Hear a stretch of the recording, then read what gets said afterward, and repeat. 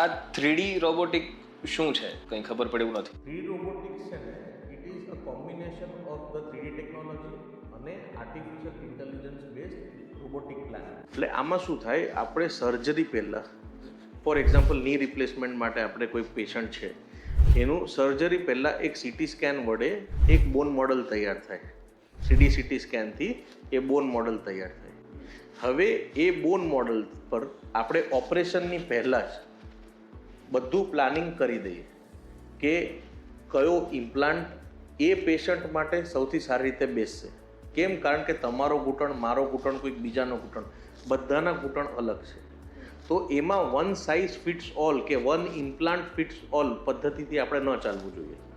તો એમાં અમે લોકો જ્યારે પ્લાનિંગ કરતા હોઈએ ત્યારે we have a list of around 15 to 20 companies જે ઇન્ડિયામાં ની રિપ્લેસમેન્ટના ઇમ્પ્લાન્ટ્સ બનાવે છે. We can try each and every implant on the ની ઓફ ધ પેશન્ટ. એટલે પેશન્ટના ઘૂંટણ પર મૂકીને આપણે ઓપરેશન પહેલાં હું ટ્રાય કરી શકું કે કયો ઇમ્પ્લાન્ટ સૌથી સારી રીતે બેસશે. રાઈટ, એ પ્રમાણે I can choose which implant is best for the patient.